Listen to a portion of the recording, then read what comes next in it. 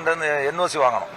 அதனால தான் நாங்கள் வந்து டிஸ்ட்ரிக்ட் லெவலில் ஒரு டூரிசம் டெவலப்மெண்ட் கவுன்சில், அதுக்கு சேர்மன் வந்து கலெக்டர், அதே மாதிரி ஸ்டேட் அளவில் one file system, one window system அளவில் கொண்டு வந்து எல்லாத்தையும் ஒரே டைமில் அந்த என்ஓசி வாங்கி பண்ணுறது மாதிரி ஒரு முடிவு எடுத்திருக்கோம். இல்லைனா ஒவ்வொரு துறையிலேருந்து என்ஓசி வாங்கி பண்ணோம்னா கொஞ்சம் ரொம்ப டைம் ஆகுது. அதனால் வந்து ஏன்னா இப்போ நீங்கள் பார்த்தீங்கன்னா வனத்தில், அதாவது ஃபாரஸ்ட்டில் பண்ணோம்னா அவங்க தான் டெரிட்டோரியல் ஆஃபீஸ், அவங்கள்ட்ட என்ஓசி வாங்கணும். ஹெச்ஆர்என்சி ஆர்மிங்கன்னா ஹெச்ஆர்என்சிட்ட என்ஓசி வாங்கணும். அப்புறம் இப்படி ஒவ்வொரு துறையிலையும் நிறைய துறைகளில் இப்போ வந்து WRD தண்ணியில் நதி சம்பந்தமானா WRD என்ஓசி வாங்கணும். அதனால அப்படிப்பட்ட சில 8 துறை சம்பந்தமாக இருக்குது. இதெல்லாம் கோஆர்டினேட் பண்ணுறதுக்கு நாங்கள் மாண்புமிகு சிஎம் அவருடைய கவனத்துக்கு இப்போ கொண்டு சென்றிருக்கோம். அதனால ஒரு உயர்மட்ட லெவலில் ஒரு கமிட்டி அமைச்சு அங்கங்கே உடனுடன் அப்ரூவல் கொடுக்குற மாதிரி இந்த தடவை அதை ஏற்பாடு பண்ணியிருக்கோம். சட்டமன்றத்தில் அமைச்சர் ஆதவர்ஜுனா பேசுறப்ப தமிழகத்திலிருந்து ஒருத்தர் வந்து பிரதமர் ஆகணும் அப்படின்னு சொல்லி சொல்லியிருக்காரு. கூட்டணி கட்சியா அதை எப்படி பாக்குறீங்க? இல்லை, அவர் சொன்னது அவருடைய நிலைப்பாடு என்னன்னா வந்து தென்னிந்தியாவில் வந்து பிரதிநிதித்துவம் வேணும்னு சொல்லியிருக்காரு.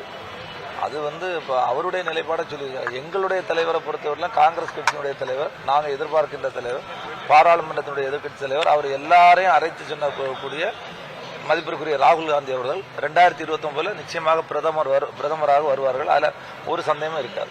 விஜய் வந்து பிரதமர் வேட்பாளர் முன்னிறுத்துவதற்கான ஏற்பாடுகள் எல்லாமே அவங்களுடைய டீம் எல்லாமே செஞ்சுக்கிட்டே இருக்காங்க. யூகத்திற்கு எல்லாம் பதில் சொல்ல முடியாது. இப்போ வந்து சிறப்பா வந்து ஒரு லஞ்சம் வாங்காத, ஊழல் செய்யாத ஒரு அரசு தமிழ்நாட்டில் இருக்கு. எங்களுக்கு வந்து சிஎம் வந்து நிறைய அட்வைஸ் பண்ணியிருக்காரு. அந்த அடிப்படையில் இன்னைக்கு காங்கிரஸ் கட்சி கிட்டத்தட்ட 1967க்கு பிறகு 59 வருடம் கழிச்சு நாங்கள் வந்து காங்கிரஸினுடைய பெருந்தலைவர் காமராஜர் என்ன கனவு கண்டாரோ, அந்த தொண்டர்கள் என்ன கனவு கண்டாரோ, அந்த அடிப்படையில் இன்னைக்கு 2 அமைச்சர் எங்களுக்கு கொடுத்துருக்காங்க.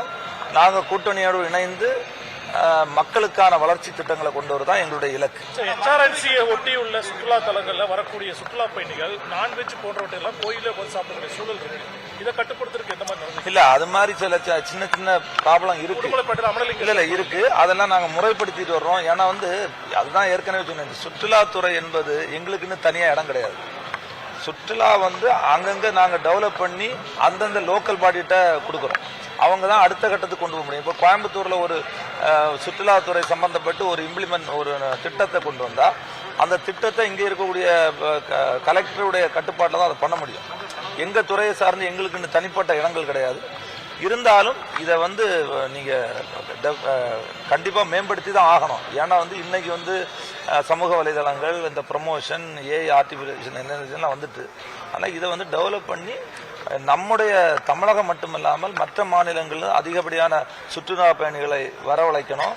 அவங்க வந்து சென்றால் அதுக்குரிய பாதுகாப்பு இருக்கணும். ஏன்னா இன்னைக்கு பாதுகாப்பாக தமிழ்நாடு பொறுத்தவரையில் ஒரு பாதுகாப்பான மாநிலமாக இருக்குது. அதனால் இது இன்னைக்கு ஒரு டொமஸ்டிக் இல்லாமல் இன்டர்நேஷனல் அளவில் உலகத்தரம் வாய்ந்த சில நல்ல திட்டங்களை கொண்டு வரணும்னு மாண்புமிகு முதல்வர் அவர்கள் சொல்லியிருக்காங்க. அந்த அடிப்படையில் இதை மேம்படுத்தணும். தமிழ்நாட்டில் ஆன்மீக சுற்றுலாவுடைய இது ரொம்ப குறைவா இருக்கு சுற்றுலாத்துறை சார்பில் சொல்றாங்க சார். அது கூடுதலாக வாகனங்கள், பேருந்துகள், சிறப்பு பேருந்துகள் இயக்குவீங்களா? இல்ல, அதுதான் அதெல்லாம் நாங்கள் பிளான் பண்ணிட்டு இருக்கோம். டெஃபினட்டா இந்த துறையை வந்து மாண்புமிகு முதல்வர் அவருடைய கவனத்திற்கு கொண்டு சென்று இதை நல்ல டெவலப் பண்ணும். 50 ஆண்டுகளுக்கு பிறகு அமைச்சரவையில் இடம்பெற்ற காங்கிரஸ் கட்சியை வளர்ப்பதற்கான முயற்சிகள் மேற்கொண்டிருக்கீங்களா? உறுப்பினர் சேர்க்கை அதிகப்படுத்துவதற்கான முயற்சிகள் 59 ஆண்டுகளுக்கு பிறகு இன்னைக்கு எங்களுக்கு ஆட்சியில நாங்க பங்கு வகிக்கிறோம். எங்க இயக்கத்தை பொறுத்தவரையில் இன்னைக்கு வந்து ஆர்கனைசேஷன் ஸ்ட்ரக்சரை பொறுத்தவரையில் வாக்குச்சாவடி அளவில் இன்னைக்கு நாங்கள் பலப்படுத்திட்டு இருக்கோம். அதுக்கான அமைப்புகளை ஏற்படுத்திட்டு இருக்கோம். இனி வருகின்ற உள்ளாட்சி தேர்தலில் நாங்கள் வந்து அதுக்கு முன்னாடி எங்களுடைய ஸ்ட்ரக்சரை இன்னும் பலப்படுத்தி உள்ளாட்சி தேர்தலில் போட்டியிட்டு எங்களுடைய கை சின்னம் வெற்றி பெறுவதற்கான நிலையை நாங்கள் முன்னெடுப்போம். பாதுகாக்கப்பட்ட வனத்துறைக்கு சொந்தமாக இருக்கக்கூடிய இடங்கள்ல வந்து பாத்தீங்கன்னா அத்துமீறி நிறைய பேர் உள்ள வந்து ரீல்ஸ் போடுறாங்க. நீர்வீழ்ச்சி இருக்கு, அது இருக்கு, இது இருக்குன்னு சொல்லிட்டு ரீல்ஸ் போடுறாங்க. இதை நம்பி போற பல பேருக்கு வந்து ஒரு அசம்பாவிதங்கள் அந்த மாதிரி நடக்கிறதெல்லாம் கூட பார்க்க முடியுற மாதிரி இருக்கு. இதை தடுக்கிறதுக்கு என்ன மாதிரி நடவடிக்கை எடுக்கலாம்? இல்லை, இப்போ நீங்க சொல்லக்கூடிய ஃபாரஸ்ட் வந்து இப்போ அதனுடைய கட்டுப்பாடு வந்து அந்த துறை கீழே தான் வருது. இது மாதிரி சில விஷயங்கள் நம்ம கவனத்துக்கு வருது. அப்ப அந்த துறையோட பேசி அங்க வந்து அந்த பாதுகாப்பு, இங்க நீங்க உள்ள போய் பார்த்துட்டு வரணும்னா அதுக்குரிய பாதுகாப்பு கொடுக்க வேண்டும் என்று ஏற்கனவே அறிவுறுத்தப்பட்டிருக்கிறது. அது மாதிரி இந்த கோஆர்டினேஷன், அதாவது எல்லாரும் சேர்ந்து கோஆர்டினேட் பண்ணி தான் அதை பண்ண முடியும். நிச்சயமா வரக்கூடிய காலங்களில் அது மாதிரி பாதுகாப்புக்கு முதல்ல இப்பவே ஏற்கனவே பாதுகாப்புக்கு முதல் இடமா தமிழ்நாடு இருக்கு.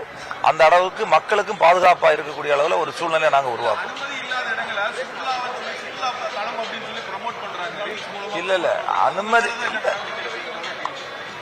அப்படி இதுவரைக்கும் அது மாதிரிப்பட்ட விஷயங்கள் வந்து கவனத்துக்கு வரல. அப்படி நடந்தா அதை வந்து அந்த துறையோட பேசி என்ன நடவடிக்கை எடுக்கணும் எடுக்கணும். ராகுல் காந்தி தான் பிரதமர் வேட்பாளர் அப்படின்னு தாவேகா ஏத்துக்குமா? நிச்சயமா எடுத்துடுவாங்க.